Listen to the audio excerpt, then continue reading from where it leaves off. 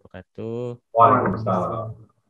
Terima kasih Pak Epri, Mas Iqbal nih dari The Grace ya. Alhamdulillah sudah bisa hari ini kita sharing ya, meluangkan waktu untuk sharing dengan teman-teman yang lain. Alhamdulillah saya juga udah lama kenal sama The Grace nih, arsitek dari Surabaya. Ini kita mulai kerjasama sejak tahun 2018 ya Pak, kalau nggak salah ya. Apa 2019 ya? Udah 3 atau 4 tahun ya kurang lebih. Nah, alhamdulillah masih berjalan di beberapa proyek kami ya. Ada yang di Sasmita Property, ada juga di Enproshare. Di Enproshare ini bareng Bang Vito. Nah, beliau juga salah satu ownernya di Grand Alisan Premier. Alhamdulillah di kita sekarang penjualan sudah mulai meningkat ya dari sejak pandemi. Memang waktu itu ada kendala pandemi itu Pak, lumayan memukul ya. Jadi di properti terutama kunjungan itu berkurang. Nah, tapi memang kita mulai menggali strategi marketing yang pas gitu. Bagaimana caranya supaya penjualan tetap berjalan. Nah, ini mungkin saya mau share sedikit. Nanti mungkin kalau teknis mengenai arsitekturnya Pak Epri atau Mas Iqbal lebih paham ya bagaimana teknisnya. Tapi ini saya coba share mungkin dari sisi bisnis ya Pak. Gimana kita menuangkan ide-ide itu di Grand Alisan Premier. Mungkin seperti itu. Saya share sedikit ya presentasinya. Boleh dijadiin host mungkin? Ya, sudah Pak. Nah, sudah. Sudah ya.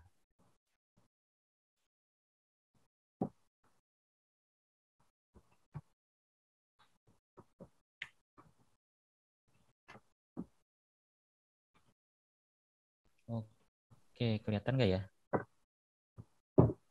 Kelihatan Pak. Kelihatan ya. Baik.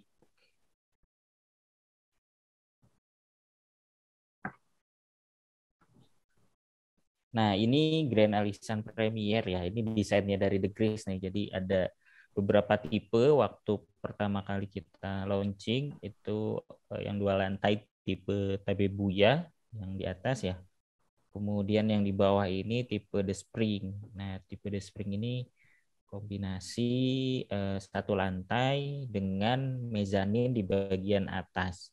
Itu jadi selain dapat 2 kamar, tipe The Spring ini juga dapat space tambahan di bagian atas untuk ruang kerja atau bisa juga ruang keluarga ya, tapi memang tidak dibatasi sekat ya di bagian atasnya. Itu. Nah, branding kita adalah perumahan syariah terbesar di Kota Bekasi, seluas 1,3 hektar. Kemudian ada tambahan akuisisi lahan, total sekarang di 1,4 hektar. Luas 1,4 dibagi lagi menjadi beberapa unit sehingga total unit jadi 121 unit. Nah, ini yang kita tawarkan ke pembeli khususnya Muslim. Jadi memang di sini dikhususkan untuk pembeli Muslim saja. Itu dengan tagline perumahan syariah terbesar di Kota Bekasi. Alhamdulillah memang kalau di kotanya ini masih masuk kawasan kota ya di Bekasi ya. Properti syariah ada beberapa dan Grand Alisan ini adalah salah satu yang terbesar gitu. Nah, paling dekat aksesnya ke stasiun LRT 2,5 km, kemudian ke stasiun komuter lain Bekasi Timur 4,9 km, ke tol juga sama kurang lebih 2,5 km. Jadi memang sangat dekat, berada di jalan arteri ya. Jadi di Jalan Mustika Sari itu row-nya lumayan besar, kurang lebih ada 9 meter. Jadi akses ke lokasi itu sangat nyaman lah gitu. Nah, kita mulai di tahun 2020, waktu itu di bulan Mei kurang lebih ya. Di bulan Mei pas kita launching itu pas masa pandemi. Jadi memang bebannya cukup berat, kita launching produk, tapi responsnya waktu itu kurang karena survei itu dibatasi gitu ya. Jadi memang dari pemerintah waktu itu pas masa awal pandemi tidak memperbolehkan orang untuk bersosialisasi di luar gitu ya. Jadi ada batasan-batasan lah, ada PPKM dan sebagainya, sehingga akhirnya traffic kunjungan itu berkurang.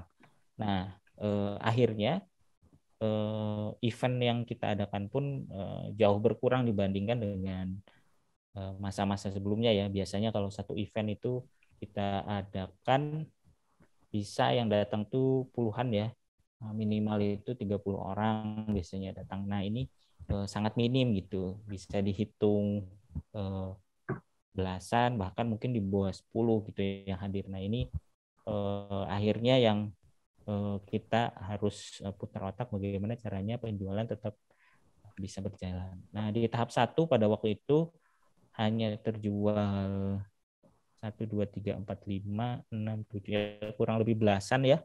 Ini set plan awalnya, jadi belasan unit yang terjual. Alhamdulillah masih ada yang terbooking gitu ya. Jadi di tahap 1 ini marketing masih bisa closing unit dan alhamdulillah bisa akad. Nah, tapi ini di luar target sebetulnya. Jadi butuh terobosan-terobosan ya untuk bisa memaksimalkan penjualan. Nah, ini di awal-awal kita pasang hoarding ya. Kemudian ada pembangunan unit contoh, ini tipe yang tadi Tabebuya tipe 60, luas tanahnya 72. Kemudian ini tipe The Spring, luas tanah 41, ada mezanin di bagian atas, luas tanahnya juga sama 72. Nah, pada waktu pandemi ya ini memang yang kita survei ya. Jadi memang waktu itu coba kita riset selain pandemi apalagi nih problem yang dihadapi oleh marketing gitu ya. Nah, ternyata memang selain masalah pandemi waktu itu pricing strategi di kita agak miss gitu, terutama mengenai produk match dengan harga jualnya gitu. Nah, sehingga pada waktu itu kedatangan survei berkurang, kemudian realisasi penjualan ini di luar target. Jadi rata-rata penjualan harusnya 1-2 unit per bulan. Nah, harusnya 6 bulan per unit, 6 unit per bulan, maaf. Penjualan itu hanya 1-2 unit. Nah, ini sangat jauh berkurang ya. Jadi dari 6 hanya 1-2. Nah, kemudian kita coba analisa, kita panggil konsultan ya, konsultan untuk market research. Nah, ternyata root cause-nya ini ada beberapa ya. Jadi dari demografi responden itu ternyata memang kendalanya adalah di DP dan cicilan. Jadi unit yang kita tawarkan itu secara harga cash memang lebih rendah dibanding dengan pesaing di sekitar gitu ya. Karena di sekitar ini ada perumahan yang cukup besar juga, Toyota Housing atau Sakura Regency. Tapi di DP itu kita cukup besar. Jadi DP-nya itu 200 juta ke atas. gitu ya. Nah, dengan cicilan kurang lebih di 7 jutaan. Nah, ini yang kita dapati ternyata responden itu banyaknya punya cash on hand untuk DP di bawah 100 juta dengan cicilan di 5 jutaan. Nah, ini yang kemudian kita olah. Nah, ini hasil surveinya ya. Jadi dari data tersebut memang animo untuk membeli unit properti syariah maupun cash bertahap itu sebetulnya sangat tinggi. Jadi animonya tahun ke tahun untuk properti syariah ini terus meningkat ya dibanding dengan skema konvensional. Nah, tapi sekali lagi mungkin yang bisa kita terapkan itu selain animo yang meningkat, kita juga harus menawarkan produk yang menarik dengan harga yang terjangkau. Nah, ini mungkin PR saat ini di properti syariah gitu ya. Nah, sementara potensial buyer kita itu kebanyakan wira swasta dengan pendapatan 20 sampai 30 juta, kemudian 10 sampai 20 juta di usia 31 sampai 35 tahun. Ada juga pegawai BUMN dan PNS dengan rentang usia 26 sampai 30 dan memiliki pendapatan 20 sampai 30. Nah, jadi sebetulnya secara pendapatan ini masuk ya potensial bayarnya, tapi memang terkendala dengan harga yaitu DP dan cicilan yang lumayan tinggi gitu. Nah, akhirnya kita bedah, kita survei juga tipe saat itu yang kita tawarkan yaitu tipe HB Buya dan tipe The Spring ya yang tadi.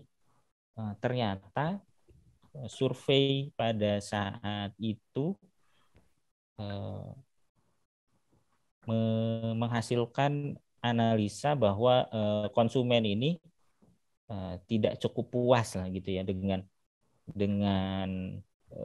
apa namanya harga serta produk yang ditawarkan. Jadi untuk tipe 1 waktu itu tipe The Spring ya itu hanya 38% yang menyatakan sesuai gitu, 28% cukup sesuai dan 34% tidak sesuai. Lalu untuk tipe 2 ini tipe 2 lantai hanya 33% yang menyatakan sesuai, kemudian 35%, 22% cukup sesuai dan 35% tidak sesuai. Nah, ini masih cukup rendah ya, artinya dengan produk yang ditawarkan apa namanya harga memang cukup tinggi waktu itu. Untuk 2 lantainya di 900 jutaan, DP-nya di 300 jutaan. Nah, untuk tipe mezanin harganya di 755 juta, DP-nya mulai di 240 jutaan. Nah, inilah yang akhirnya jadi apa namanya kendala dalam penjualan gitu ya. Nah, ini nanti yang akan berkaitan juga nanti dengan proses desain. Kenapa akhirnya kami nih di Enproshare seringkali memang meminta bantuan The Grease untuk membuat tipe baru. Nah, itu mungkin selain juga untuk market test, kita juga bagaimana supaya produk sama market itu fit gitu ya, supaya ketemu gitu. Kemudian kita cek juga faktor penentu. Nah, faktor penentu kenapa orang memilih unit ya. Nah, ini cukup banyak faktornya. Jadi ada beberapa faktor kenapa orang memilih unit di Grand Alisan Premier. Nah, ini juga mungkin faktornya kurang lebih sih sama ya dengan perumahan lain. Bentar.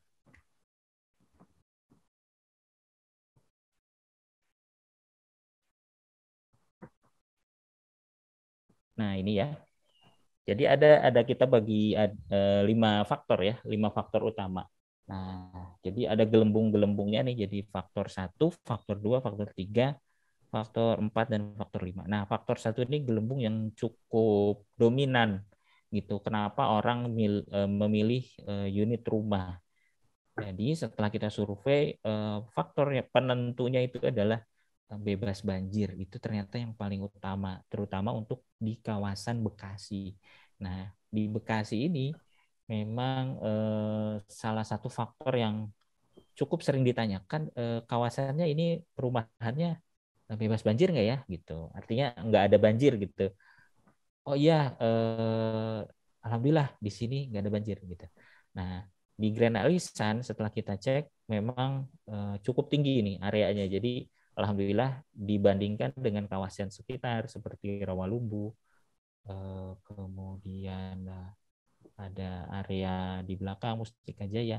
Nah, di Mustika Sari di Grand Alisan ini tidak banjir gitu. Jadi ini keunggulan lah di kita karena faktor penentu konsumen untuk membeli itu salah satunya. Kemudian status tanah sudah bersertifikat gitu. Nah, ini juga jadi faktor penentu untuk pengembang. Pastikan status tanah ini sudah dibeli sempurna gitu ya. Sudah dibeli sempurna, kemudian sudah bersertifikat. Lebih bagus lagi kalau sudah dipecah sertifikatnya. Yang ketiga, track record pengembang atau developernya juga ditanya. Nah, ini underlying-nya kalau bisa ada PT-nya, jadi pengembangnya juga bisa dilihat akta notarilnya, kemudian terdaftar di asosiasi, terdaftar di Sireng itu lebih bagus. Kemudian juga ada track record portofolio pembangunan di proyek-proyek sebelumnya. Nah, ini yang menjadi faktor konsumen saat ini memilih unit tersebut gitu. Nah, faktor lainnya yang cukup besar juga di faktor 2, yaitu kualitas produk, harga jual, skema pembelian, dan yang kita apresiasi juga saat ini memang konsumen lebih memilih perumahan yang ada masjid atau musolanya gitu, terutama ini untuk yang muslim ya, karena kita surveinya hanya kepada responden muslim, mereka lebih memilih ada fasilitas itu. Nah, ini jadi faktor-faktor penentu nanti yang bisa dipertimbangkan. Nah, kalau faktor lain, faktor 3, faktor 4, faktor 5 itu faktor pendukung aja seperti luas rumah gitu ya, kemudian model bangunan dan lain-lain, lokasi, fasilitas publik, itu jadi faktor tambahan. Nah, makanya mungkin kalau sekarang developer banyak yang mengembangkan tipe rumah itu kecil justru gitu ya. Mungkin kita pernah beberapa kali lihat iklan gitu ya, tanahnya cuma 45 meter atau 27 meter, luas rumahnya di 36, 41 dan sebagainya. Jadi luas rumah dan luas tanah itu sekarang makin mengecil gitu. Tapi itu bukan jadi faktor utama gitu ya. Karena tadi itu di faktor 4 luas rumah. Faktor utamanya yang penting adalah tadi legalitas. Nah, ini mungkin yang sering dilupakan oleh pengembang ya, terutama ini banyak mungkin di properti syariah yang kurang aware terhadap hal ini ya, legalitas, track record pengembang, status tanah ya, itu penting gitu. Kemudian juga bebas banjir. Nah, ini mungkin yang jadi penentu yang waktu itu kita survei. Kemudian kesimpulannya ini juga dari rumah.com ya, di tahun 2021 ternyata market properti syariah itu cukup besar karena orang itu sekarang lebih memilih skema dengan properti syariah gitu dibanding dengan konvensional gitu. Nah, hanya saja produk yang saat ini ditawarkan ya di Grand Alisan Premier pada waktu itu belum dapat diserap market tadi karena harganya di luar kemampuan potensial buyer. Nah, akhirnya ada rekomendasi. Nah, ini strategic plan yang waktu itu kita coba buat. Yang pertama itu untuk menggeliatkan kembali penjualan di GAP, maka perlu adanya perubahan set plan yang dapat mengakomodasi luas tanah lebih kecil sehingga harga jual unit itu bisa lebih murah. Nah, maka set plan ini kita ubah. Waktu itu mungkin saya minta ke The Grease untuk merubah set plan ya, kalau nggak salah di tahun kemarin ya Pak, di 2021 luas tanah itu kita minta ada yang tipe 54, ada yang tipe 60. Nah, itu sebetulnya untuk mengakomodir supaya harga itu lebih masuk ke konsumen gitu. Karena berdasarkan hasil riset kita, luas tanah dan luas bangunan itu nggak jadi masalah, bukan faktor penentu di konsumen. Jadi yang penting harganya masuk gitu, harganya terjangkau. Nah, akhirnya coba kita rubah luas tanahnya menjadi lebih kecil. Kemudian untuk mendukung penjualan, nah di GAP juga direkomendasikan saat itu menggunakan kombinasi skema penjualan tanpa bank, kemudian ada juga yang pakai LKS ya, ini dengan lembaga keuangan syariah, verifikasinya oleh Ustadz Ahmad Suryana. Nah, ini mungkin bisa mengakomodir waktu itu kebutuhan konsumen dengan bagaimana supaya DP-nya lebih rendah gitu. Nah, akhirnya dari The Grease mengeluarkan set plan terbaru. Nah, ini dari The Grease waktu itu mengakomodir tipe tanah 54 dan tipe tanah 60 ya. Kurang lebih di blok D kalau nggak salah. Di blok D, kemudian di blok E. Nah, setelah diubah, alhamdulillah ya responnya cukup baik. Nah, ini salah satu produk barunya, jadi tipe baru di kita yang 2 lantai, ini luas tanahnya 60, luas bangunannya 53. Dengan DP 89 juta, cicilannya 5 juta. Nah, ini yang cukup laris saat ini, jadi alhamdulillah penjualannya meningkat. Jadi tipe 2 lantai ini kalau harga cashnya di 700 jutaan. Nah, di Bekasi ternyata untuk 2 lantai kalau kepalanya masih di angka 7 gitu ya, 700 jutaan ini harga yang menarik gitu. Nah, kemudian kita buat juga yang tipe kecil, lebih kecilnya lagi tipe 42 bangunannya. Ini yang hanya 2 kamar tapi 2 lantai ya. Kemudian luas tanahnya 54 gitu. Nah, ini kita jual di angka 600 jutaan.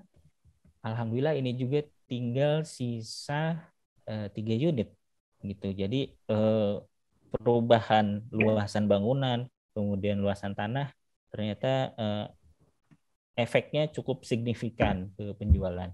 Nah, ini yang terbaru ya. Jadi setelah ada perubahan tadi, ada pricing strategi yang kita terapkan, penjualan meningkat gitu ya. Dan alhamdulillah sekarang tinggal kurang lebih 30 unit ya yang belum terjual, dan apa namanya, kita terus menawarkan ya promo-promo sehingga konsumen tertarik untuk membeli di Grand Alisan gitu. Nah, terakhir mungkin update progres ya. Jadi ada beberapa progres ini gerbang ya. Kalau yang terbaru mungkin udah ada landscapingnya, taman gitu ya. Ini di 4 bulan lalu kurang lebih ini fotonya. Kemudian tipe Tabebuya ya, sudah terbangun, tipe The Spring, tipe Summer Breeze. Nah, yang terakhir tipe Sakura yang paling kecil itu masih progres pembangunan. Nah, ini kawasannya tampak dari atas ya, kurang lebih 1,4 hektar. Ini tim kita, tim marketing. Ya, ada YouTube-nya Wicak Miftah yang biasa review rumah. Alhamdulillah ini sudah direview juga nih produk terbaru kita di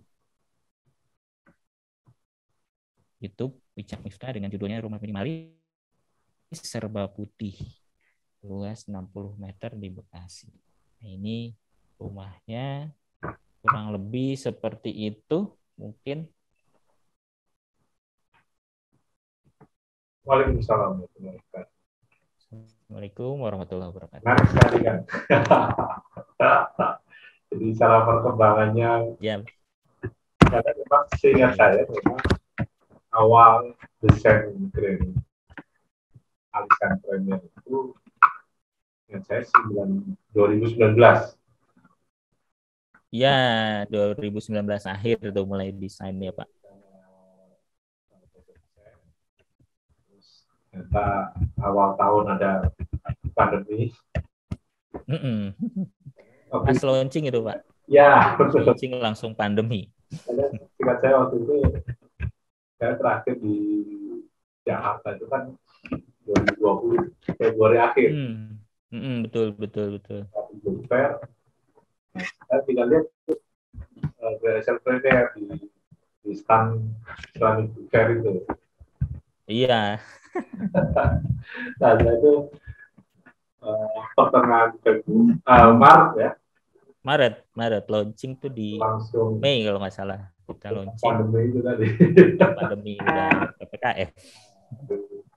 Ya, memang sangat menarik kan nanti. Ya, saya juga sebagai itu juga sebenarnya kenapa ada perubahan seperti itu. Nah, sebelum kita bincang banyak hal dengan Kang Andi, kita ngobrol dengan arsiteknya, dengan Kang Iqbal. Gimana Kang Iqbal bisa jelas ini gimana sih karena awal konsep untuk desain dari arsitek ketika diminta untuk mendesain dengan sentralnya. Silakan Kak. Bismillahirrahmanirrahim. Assalamualaikum warahmatullahi wabarakatuh. Waalaikumsalam warahmatullahi wabarakatuh. Terima kasih atas kesempatannya ya Kang Adi untuk bisa ini bisa memberikan support lah pada aspek desain.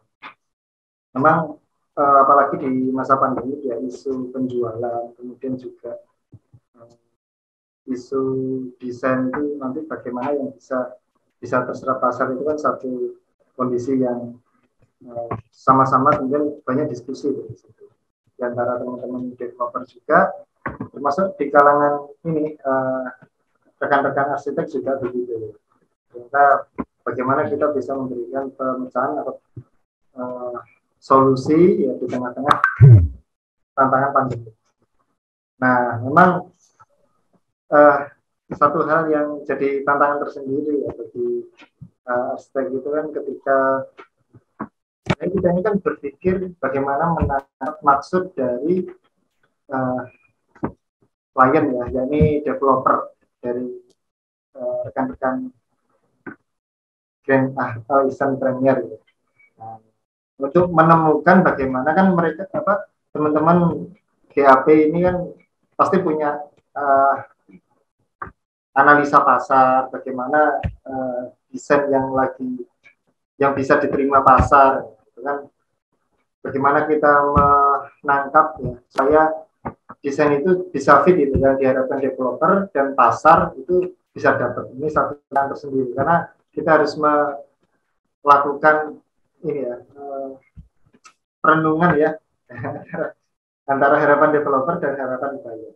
Untuk buyer itu mengharapkan satu desain yang setidaknya mereka wah ini update ini ya, dengan kondisi ini. Terus apalagi kemudian sisi developer lah dari faktor bisnisnya ya ini masuk atau enggak ini harganya visible enggak gitu kan. Ya ini satu tantangan tersendiri dan dari apa yang diberikan data dari developer itu juga akan menentukan bagaimana produk yang kita hasilkan. Ini jadi sebuah kalau pada akhirnya yang dapatkan adalah kesuksesan, ya. Maksudnya harapan GAP ini betul-betul sukses dan bisa diterima pasar. Sebenarnya kesuksesan ini tidak lain juga karena ada tukar pikiran di antara kita. Nah, bagaimana kemudian kita bisa munculkan desain yang sesuai market ini juga bukan perkara yang ini ya, bukan perkara yang mudah di tengah-tengah pandemi. Misal ini dua desain pertama ya antara Tabebuya ini sama yang tipe spring yang di awal-awal itu. Nah, ini kan sentuhan yang berbeda gitu daripada desain pada umumnya. Kita membawa bagaimana pendekatan desain yang kubikel, ya, lebih kepada bentuk-bentuk yang kotak, gitu. Komposisi kotak ketemu kotak, gitu ya. Nah, ini kan sesuatu yang nggak biasa gitu, di masyarakat kita. Gitu. Tapi ternyata penerimaan masyarakat urban bukan satu hal yang sulit ya. Ternyata penerimaannya juga masih bisa diterima gitu, sesuatu yang bentuknya kubik-kubik ya. Apalagi tadi yang terakhir ketika penyesuaian lahan ya, desain di tipe summer breeze tadi. Nah, ini kan pendekatan modernnya, minimalisnya itu nggak dapat ya. Kalau yang di awal-awal itu kan bagaimana kita mengakomodir agak lebih rasa Jepangnya gitu. Tapi memang elemen-elemen itu yang coba kita padukan ya, antara Jepang itu kan salah satunya elemen yang kuat itu di kayu. Kita menguatkan juga nggak hanya Jepangnya saja, elemen yang ada yang kuat di arsitektur Jepang, tapi juga bagaimana kesan industrial ini juga bisa masuk gitu. Ini satu tantangan tersendiri memang. Apalagi kalau kemudian bagi perancang itu kan mesti pertanyaan yang sering muncul itu kan, terus apakah atapnya nggak bocor ya? Sering kan gitu ya, kalau atapnya kalau dia nggak limasan ya, atau nggak kelihatan miring itu kan kesannya ini atapnya gimana ini, nggak rentan bocor sebagainya. Jadi satu hal yang kadang begini kan dalam melihat satu desain itu kan hanya melihat dari satu sisi. Padahal di balik desain itu ya ada penyelesaian terhadap kondisi musim kita. Kita kan berada di dua musim panas dan musim penghujan. Jadi tentu kemudian variabel hujan ini tetap kemudian kita akomodir dengan apa? Walaupun dari tampak secara wajah itu bentuknya kubik ya, seolah-olah orang melihat itu, oh ini nanti pasti atapnya datar ya. Kadang orang menangkapnya seperti itu. Tapi kita melakukan penyelesaian dengan atau tetap ada kemiringan ya pada atap. Untuk apa? Untuk mengalirkan aliran air. Makanya kaitannya sama dengan bagaimana buangan air hujan, ya, itu tetap masih bisa. Ya.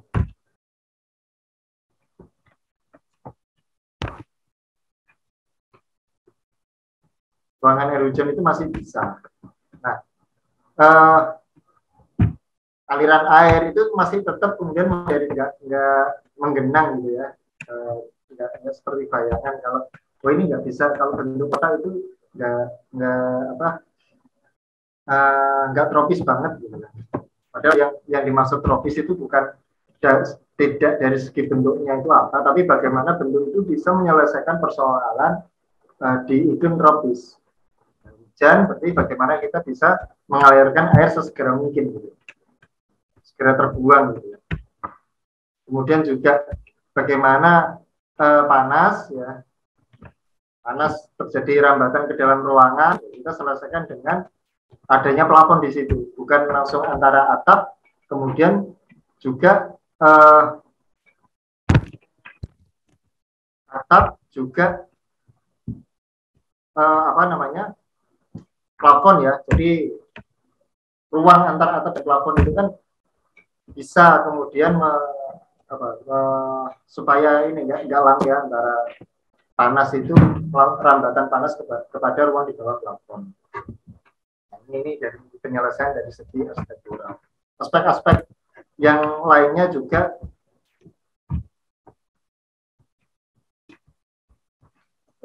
sebentar, gambarnya nggak muncul. Gambarnya nggak muncul. Layarnya muncul, Mas, cuma gambarnya kayaknya belum kebuka. Ya.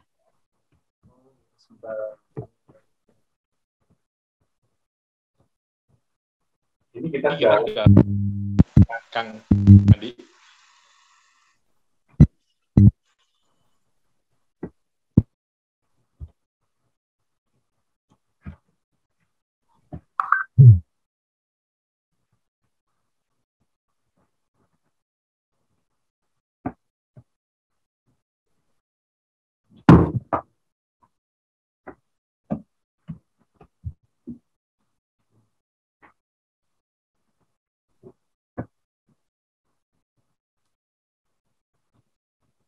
Keluar dulu aja.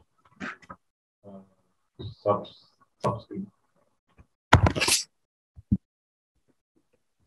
Nah, baru masuk lagi.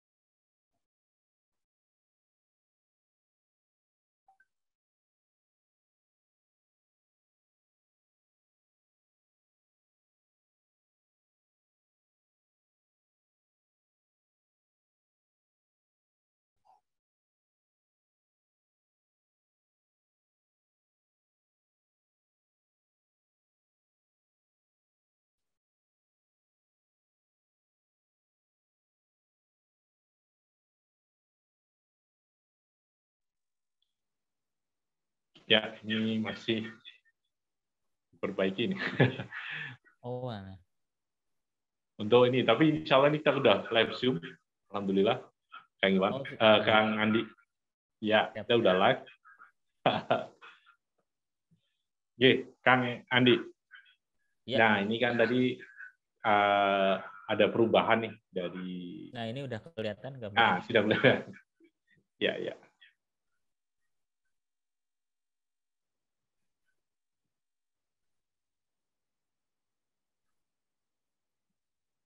Iya. Langsung. Oke.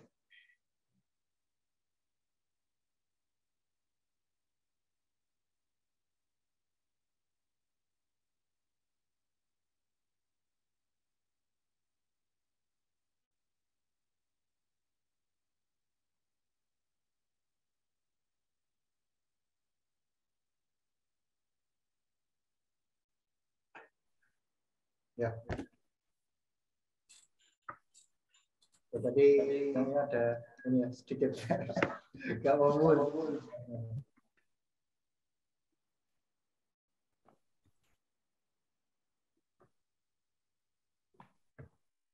Udah muncul Mas Iqbal?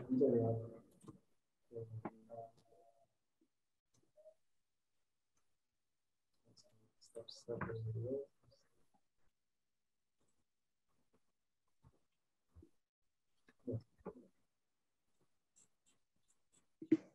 Jadi salah satu yang menjadi tantangan dari kita ini kan bagaimana antara keinginan developer dan buyer ya supaya fit dari time yang kedua juga dari segi pembiayaan dari segi misalnya bisa diterima. Nah, ini beberapa desain yang ini ya kita eksekusi ya. Yang terakhir itu yang bentuknya butik tadi ya. Summer Breeze ini alhamdulillah ya jadi primadona ya. Jadi memang lagi Iya, betul. lagi kesana ya. Bentuk butik gitu kan. Bentuk butik gitu kan. Insya Allah apa yang kita tropisnya. Jadi atap yang kita hidden ya dengan bentuk hidden ya, kita merespon hujan, kemudian juga bagaimana penyelesaian, kemudian juga bagaimana penyelesaian di situ. Summer Breeze yang mengakomodir maksud ini juga tapi menjadi akhirnya alisan Premier menjadi salah satu faktor karena marketnya muslim ternyata memberikan pengaruh yang kuat terhadap pasar muslim ya.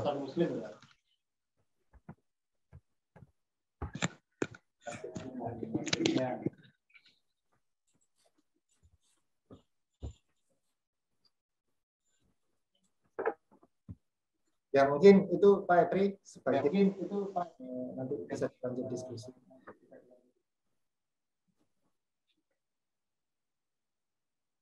Ya, di stop dulu. Ya, Kang Andi. Tadi yang menarik tadi adalah pembahasan dari perubahan dari tipe modeling dengan gaya Jepang, kemudian ke tipe dengan model boxy kan gitu, dengan minimalistik gitu. Nah, tadi salah satu penyebabnya adalah untuk mendapat mengejar konsumen, untuk bisa mendapatkan konsumen dengan lebih rendah tipe yang dan tentunya harga juga masukkan gitu bagi konsumen. Nah, sebetulnya ketika memilih konsep tadi itu Kang Andi dari perubahan itu sebetulnya apakah tidak takut nanti malah waduh ini nanti ditinggal oleh konsumen karena kan dari kayak Jepang langsung larinya ke modern minimalis kan. Iya. Sebetulnya sih enggak.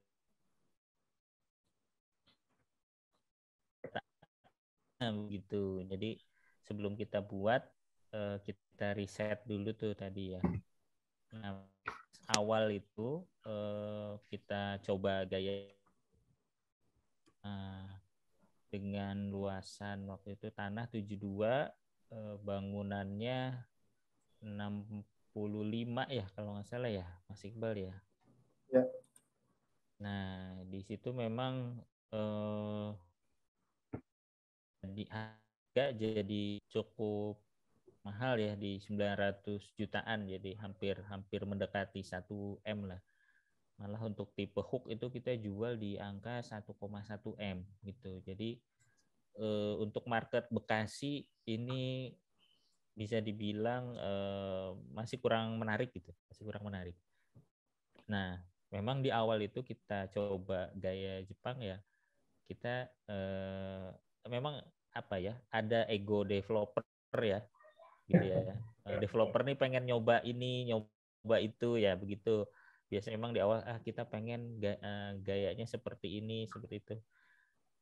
Tapi di awal itu kita tidak melakukan market research lah gitu. Akhirnya kita coba langsung lempar ke coba deh bikinin gaya Jepang gitu seperti ini. Nah ternyata responnya dari desain mas, artinya dari respon apa konsumen itu bagus ya desainnya gitu. Tapi ketika memutuskan untuk membeli, nah ini mikir-mikir gitu. Jadi memang tetap nanti ujung-ujungnya beli atau enggak gitu kan, kalau developer yang penting. Nah mentoknya di situ. Akhirnya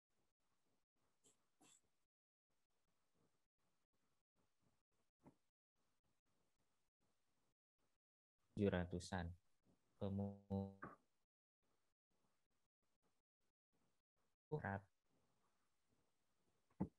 namanya nah kita olah tadi tanahnya dikecilin, kayaknya memang tipe boxy ini yang gitu pembangunan nggak lihat kalau di tipe Tabebu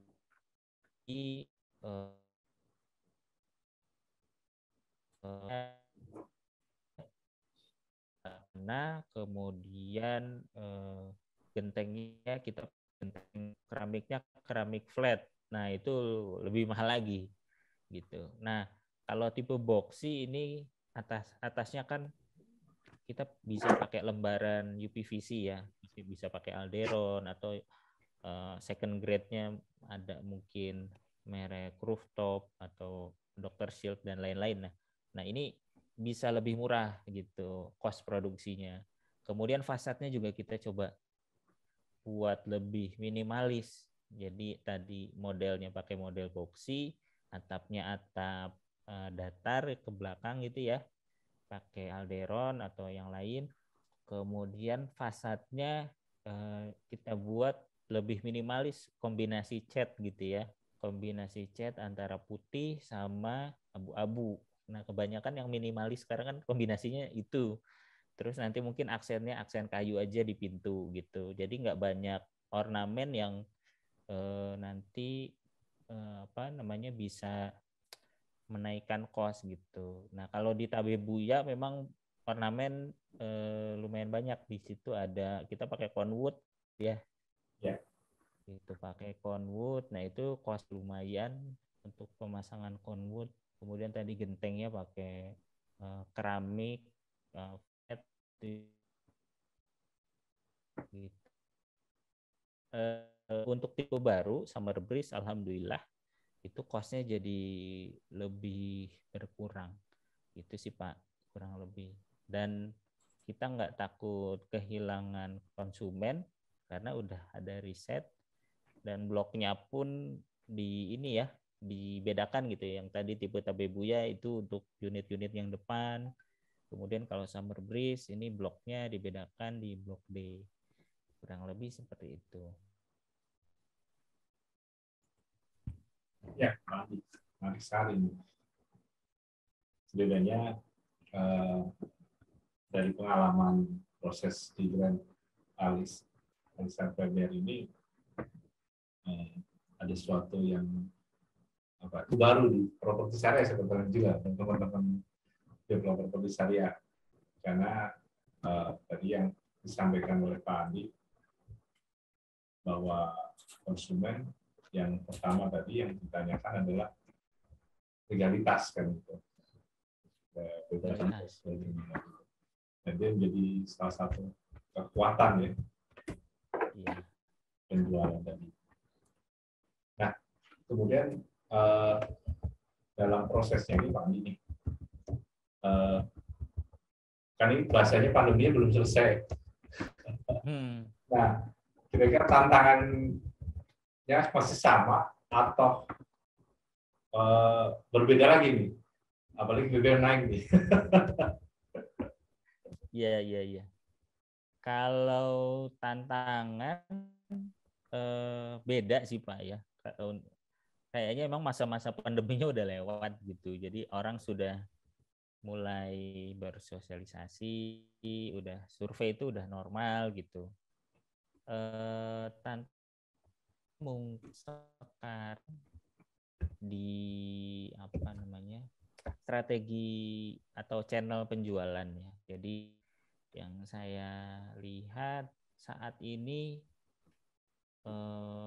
marketnya sama ya, market itu milenial gitu, milenial yang cari rumah. Jadi memang ini ada shifting juga. Dulu milenial itu belinya apartemen ya.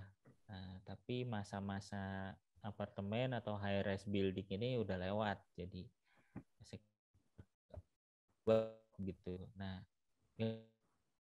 milenial ini mulai shift ke landed ya, ke perumahan lagi. Nah, tapi perumahan itu mereka carinya yang kecil unitnya. Jadi kenapa kecil? Pertama beres-beresnya gampang gitu. Dan tadi harga jualnya murah gitu ya. Kemudian yang ketiga, mereka ini jarang di rumah. Jarang di rumah, terutama mungkin untuk area Jakarta ya, Jaksel gitu. Nah itu rumah itu tapaknya bisa di 27 meter. Kemarin saya lihat tuh ada rumah gitu ya, developer jual rumah tapaknya 27 meter, ada 3 lantai pakai rooftop, bangunannya 60-an, itu dijualnya 1,7 M gitu. Tapi laku gitu. Wah, kok bisa laku ya? Nah, ternyata ya mereka udah nggak lihat luas tanah dan luas bangunan lagi. Yang penting bisa tidur, karena di rumah pun hanya sekedar transit lah gitu istilahnya. Kebanyakan kan milenial ini ya di luar gitu ya, kerjanya ya di working space gitu ya, atau di kantor. Kemudian aktivitas banyak di luar. Di rumah itu mungkin mungkin malam gitu ya, numpang tidur, pagi udah berangkat lagi. Jadi ya itu skemanya sekarang mungkin rumah itu udah mirip kayak apartemen lah ya. Kalau apartemen kan ya gitu ya, tempatnya untuk cuma numpang lewat aja gitu. Nah itu yang mungkin shiftingnya itu yang sekarang seperti itu gitu ya. Jadi arsitek juga mungkin nanti The Grease gimana caranya membangun tadi compact home kali ya, istilahnya ya compact home gitu ya. Karena trennya mungkin ke arah situ Pak, compact home dengan harga terjangkau tapi fungsionalitasnya tetap dapat gitu ya. Ada kamar tidurnya, ada ruang tamu, tetap ada dapur di dalam gitu. Kalau ada rooftop, nah itu tambahan gitu ya untuk healing atau semacamnya. Nah jadi itu mungkin ke depannya tantangannya Pak. Betul, Pak. Oke, baik Pak Andi, terima kasih. Ini sekarang kembali ke Kang Iqbal. Kak, tadi kan kami sudah menyampaikan nih kalau ada perubahan konsep desain yang tentu dengan milenial tadi ya. Para milenial tadi informasi Kang Andi, mereka yang penting bisa tidur nyaman, luasan tidak penting. Nah ini gimana dalam pandangan arsitek sendiri kan?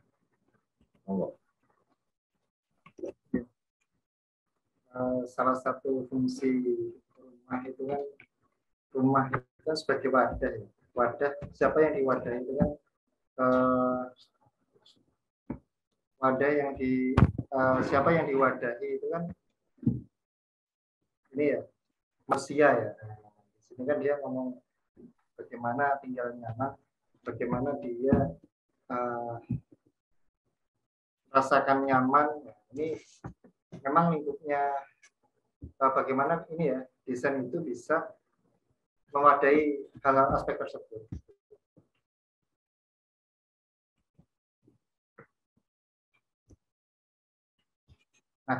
Nah, termasuk kemudian kaitannya luasan, tantangan hari ini itu kan kaitannya sama luasan. Bukan berarti dengan luasan yang kecil itu mengabaikan sisi nyamannya gitu kan. Tetap aspek itu tetap kita upayakan ya. Karena rumah itu kan mereka nanti ya istilahnya untuk melepas penatnya dari ruang luar ya, dari luar ke pulang itu bagaimana dia bisa melepas penatnya, kemudian juga ketika mereka istirahat itu merasakan rasa nyaman itu. Jadi memang nggak bisa dilepaskan dari aspek kenyamanan yang pertama, yang kedua tentu yang tidak boleh juga kita lupakan itu kaitannya bagaimana betul-betul rumah itu atau arsitektur itu bisa ini ya menciptakan sirkulasi baik. Karena kalau pengawalannya baik, tentu akan meningkatkan mood gitu. Kalau pengawalan kurang optimal, pencahayaan kurang optimal itu kan kondisi ruang juga lembab. Kondisi ruang lembab itu kan juga mempengaruhi mood pengguna. Nah, memang sisi nyaman dan sisi pengawalan pencahayaan ini satu hal yang nggak bisa diabaikan gitu. Walaupun kemudian lahan kecil. Nah ini satu tantangan tersendiri. Apalagi kan makin lama perolehan lahan itu juga bukan makin murah. Gitu. Ketersediaan tanah itu juga makin lama juga makin sedikit. Gitu. Nah, ini jeli-jelinya timnya rekan-rekan developer itu kan di situ ya, termasuk GAP bagaimana memberikan jawaban atas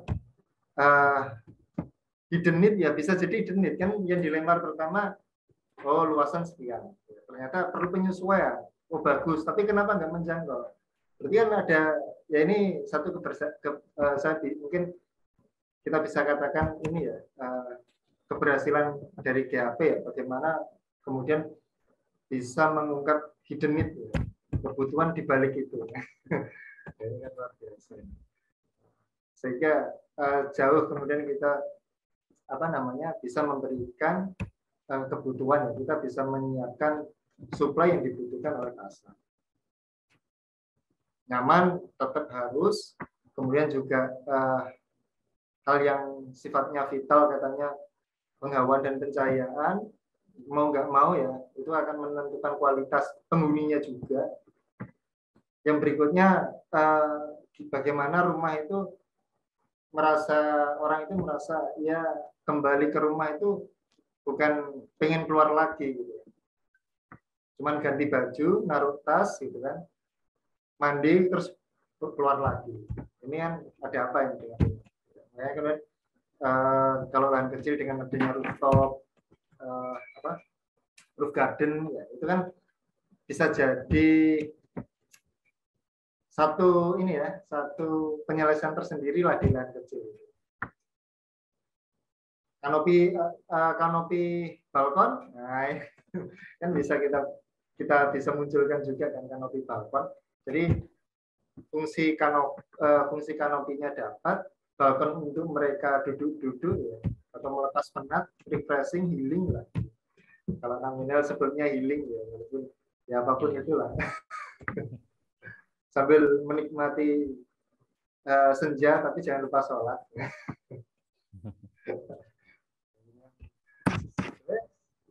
Asik gitu. Kalau apalagi kemudian didukung oleh view yang menarik juga. Pas subuh ya, sambil menghirup udara segar gitu kan. Ini rumah betul-betul bisa kembali menjadi tempat untuk melepaskan penat ya, untuk kemudian bisa mendapatkan kualitas tidur yang baik. Sampai kualitas tidur tidak baik gara-gara rumahnya nggak nyaman. Nggak nyaman tidak nyaman kan bukan tentang size ya, bukan tentang size. Walaupun size-nya besar ini, saya menemukan case nih, di salah satu rumah di Surabaya. Rumahnya besar, sekitar mungkin luas lahannya hampir 100 meter persegi. Tapi bangunan itu hampir full, mulai depan sampai belakang. Jadi mungkin karena berpikir ini tanah-tanah saya, saya penuhkan semua lah. Jadi kamar-kamar, apa yang terjadi? Kamar lembab, nggak ada jendela. Jadi kamar yang paling belakang kamar, tengah kamar ada 4 kamar jadi lantai 1. Jadi gelap gitu. Nah, ini kan tentu akan menciptakan mood yang nggak baik bagi penghuni. Kan lembab itu kan juga mempengaruhi mood. Kemudian belum lagi kita ngomong konsumsi energi. Konsumsi energi listrik ini kan tentu dari aspek maintenance ini juga mau nggak mau pasti akan ada beban operasi yang bertambah lah di konsumsi rumah tangga itu.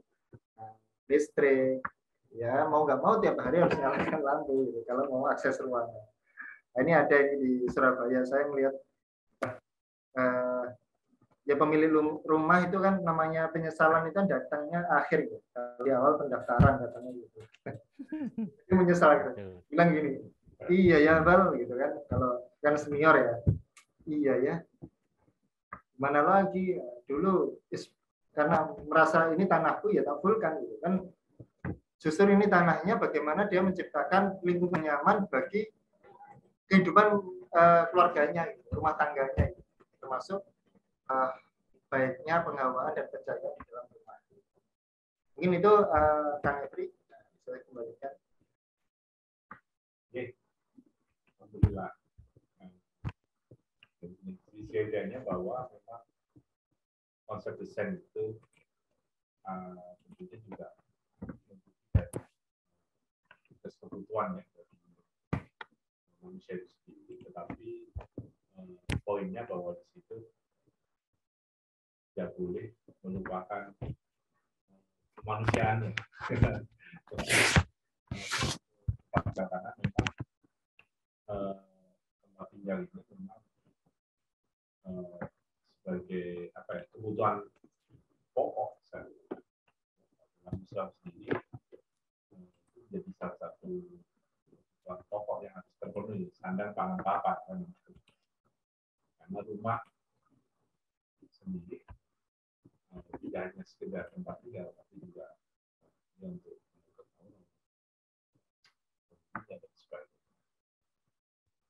baik, kami dan Kang Iqbal bincang terus.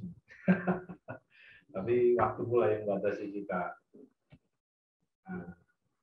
Saya mohon maaf ini kepada Sobat Degris, ini tadi ada gangguan sedikit mengenai live Zoom kita, sehingga kita nggak bisa langsung muncul. Nah, saya ucapkan jazakumullah khairan kepada Kang Andi dan Kang Iqbal yang sudah memaparkan materinya ini di acara bincang desain YouTube Degris Arsitek.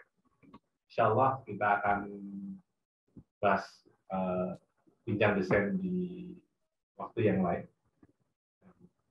Tentunya Sobat Degris jangan sampai kapok. Dan tentunya Kang Adi juga jangan kapok kan.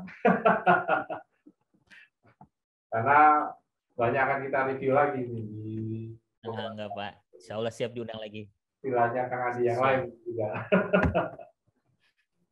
Insya Allah nanti kita akan di lain waktu kan. Karena saya lihat beberapa konsep dari Kang Adi juga yang di jalan ini juga cukup menarik gitu. Bahkan yang konsep desain terakhir itu banyak yang respon juga gitu. Wah, bagus nih. Karena titik kecil iya, sampai arsiteknya di tag juga ya.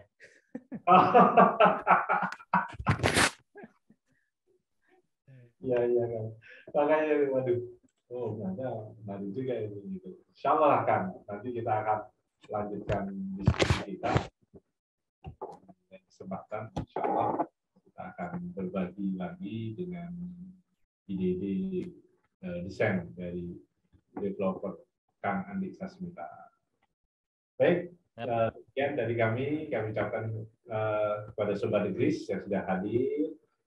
Semua kasiro dan juga kepada Kang Andi dan Kang Iqbal, kita tutup acara dengan doa majelis. Subhanallah walhamdulillah. Wassalamualaikum warahmatullahi wabarakatuh. Waalaikumsalam. Waalaikumsalam warahmatullahi Terima kasih Kang Andi.